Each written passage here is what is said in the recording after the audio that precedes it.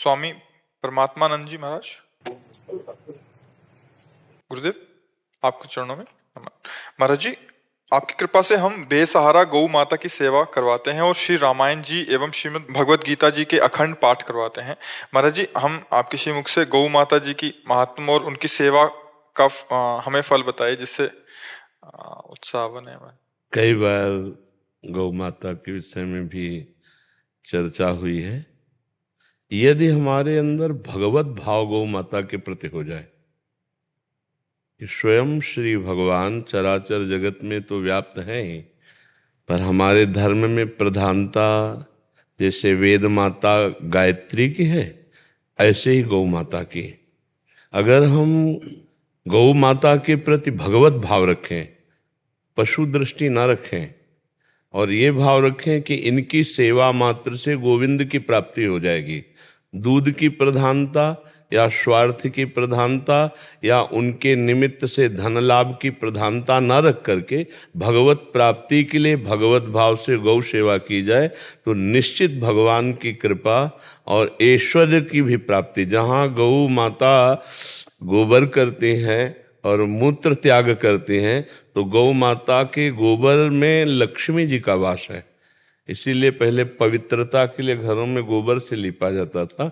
गौ माता के गोबर से जो उपले होते हैं, उनसे जो रोटी बनती है, वो परम सात्विक और भगवत प्राप्ति में सहायक बुद्धि प्रकाशित करने वाली होती है। और जो गौ माता के रोम रोम में जैसे ऐसे हाथ फेराया जाए, तो जैसे तीर्थों के अवगाहन से पवित्रता होती, तो गौ माता के रोम रोम के स्पर्श मात्र से पवित्रता होती है। पर आज भगवत भाव क्षीण होता जा रहा है। कुछ ऐसे महानुभाव हैं जो भगवत भाव से सेवा करते हैं, नहीं तो दूध की प्रधानता या यश की प्रधानता या लक्ष्मी की प्रधानता रख लेने से हमारी गौ सेवा में बाधा पड़ जाती है। जो गौ सेवा, जैसे वयोवृद्ध गौ है, दूध देने योग्य नहीं है, बीमार हैं, या जिनका कोई पालन नहीं करता है, जैसे आज बैल की अव्यवस्था है, क्योंकि बैलों उसके द्वारा अब खेती जोती नहीं जाती, तो ट्रैक्टरों का प्रयोग हो रहा है, तो बैलों की जो अव्यवस्था हो रही है, तो गौ सेवा के अंतर्गत हम दूध ना देने वाली गाय, वयोवृद्ध गाय, बीमार गाय और बैल आदि की जो सेवा भगवत भावना से की जाए, तो निश्चित लोक परलोक सब सुधर जाए, निश्चित भगवत प्राप्ति हो जाए। और हमारी प्रार्थना है कि हर एक गृहस्थ को अपनी आय से 1 रुपया ही निकालकर प्रति दिन यदि हम रखें, तो 30 रुपये का हम एक दिन अगर गाय को चारा एक गाय को दे दें, तो हम अपने धर्म का पोषण करने वाले बन जाएं। इस हिसाब से अगर हमारी आय अधिक है, तो हम अधिक रुपया 10 रुपया रोज निकाल करके रखें, 100 रुपया रोज निकाल करके रखें, क्या घाटा चला जाएगा। और वो हम जहाँ उचित गौ सेवा हो रही है, वहाँ अगर हम पहुँचाएँ, तो बहुत से ऐसी गौएं जिनका बहुत तरह से दुख हो रहा है, जैसे गौएं छोड़ दी गई तो प्लास्टिक खा रही हैं। एक दृश्य हमने देखा कि एक गौ का ऑपरेशन किया गया, तो उसके पेट से एक बोरा भर प्लास्टिक निकली।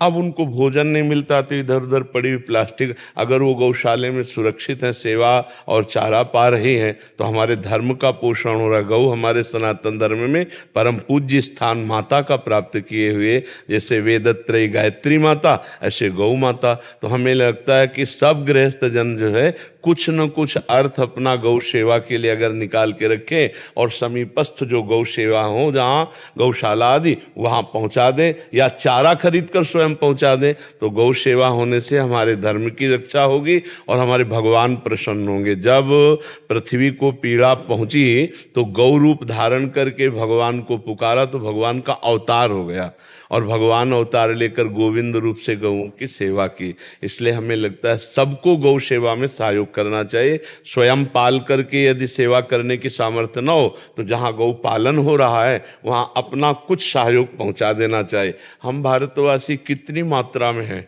अगर हम एक एक थोड़ा थोड़ा सहयोग करें ना, तो हमारी गौएं बहुत सुखी हो जाएं, बहुत आनंद हो जाए। और जहाँ गौ और धर्म संत जन ये सब फलीभूत होते ना, वो देश सुखी होता है। वहाँ समय समय पर वर्षा, समय समय पर पृथ्वी अन्न आदि देती है। और जहाँ गौ और धर्म और संत इनका अनादर होता है, वहाँ फिर बहुत प्रकार के दुर्भिक्ष और बहुत प्रकार की अनिष्टकारी बुद्धियां प्रकट होने लगती हैं। इसलिए गौ सेवा में बहुत लाभ है, हमें सबको गौ सेवा करनी चाहिए। यदि प्रगट में हम अपने घरों पे न रख पावे तो जहाँ गौ सेवा हो रही वहाँ अपना सहयोग पहुँचाना चाहिए। इससे भगवत भी प्राप्ति हो जाएगी, बुद्धि निर्मल हो जाएगी। अगर आप धन भी चाहते हैं तो गौ कामधेनु स्वरूपा है, वो आपकी कामनाओं की भी पूर्ति कर देंगे जी। आपकी कृपा है महाराज, बेसहारा गौ माता की सेवा करवाते। हाँ बिल्कुल बिल्कुल बिल्कुल, ऐसा संत जनों से ही हो सकता है, क्योंकि प्रायः जो स्वार्थ बुद्धि रहित होते हैं वो ऐसी सेवा कर सकते हैं। नहीं तो ना ज़्यादा तो अर्थ का लाभ और दूध का लाभ, नाना प्रकार की जो लाभ चेष्टाएं हैं, फिर उनमें जो बीमार गौएं हैं, जो दूध देने वाली नहीं, जो सांड हैं, जो बैल हैं, उनकी सेवा में फिर अरुचि हो जाती है यदि अर्थ लाभ की प्रधानता हो। ऐसे तो संत जन ही उदार चित्त वाले हैं जो स्वार्थ बुद्धि का त्याग कर गौ सेवा में भाव रखते हैं। आप बड़ी कृपा के दर्शन। तो गौ सेवा कैसे होगी? गौ सेवा भक्तजन कराते हैं हमारे जो सेवादार हैं। अच्छा है? ये प्रेरणा देते हैं जी ग्रामवासियों को नहीं। अच्छा, तो ग्रामवासी उनकी प्रेरणा से गौशाला बना देते हैं जी वहाँ। हाँ तो बहुत ये अच्छी बात है, ये तो और उत्तम बात है। तो जंगल में रहते हैं। हाँ ये बहुत उत्तम बात है। अर्थ का, कामिनी का और कीर्ति का, तीनों का त्याग करने पर ही भगवत प्राप्ति होती है। बहुत सुंदर। नहीं, हमें बहुत उत्साह है नए नए बच्चों को देखकर। हाँ और प्रेरणा करो हमारे समाज में भगवत प्राप्ति के मार्ग में अग्रसर हो। जैसे नौजवान बच्चे ना, ये तप और संयम से जब चलेंगे तो आगे चलकर हमारे भारत के लिए ये विभूतियां बनेंगे, ये जगत कल्याण करने वाले बनेंगे। इस अवस्था से जो चलते हैं ना ब्रह्मचर्य पालन करके, वो आखिरी तक अवश्य माया पर विजय प्राप्त कर लेते हैं। इसलिए चलो बहुत सुंदर, अच्छा लगा। जी बाबा जी की लगभग जी 50 गौशालाएं हैं जो इनके आशीर्वाद से चल रही हैं। हाँ बिल्कुल ठीक है। पंजाब और राजस्थान इनके अंदर है। तो उनमें मतलब गृहस्थ लोग उसके मुखिया होते हैं। हाँ जी महाराज। और वो अर्थ आदि लेकर उनकी सेवा करते हैं। आप उनके संरक्षा और निर्देशन देते रहते हैं। अपने खेत में कुटिया बनी हुई है जिनकी।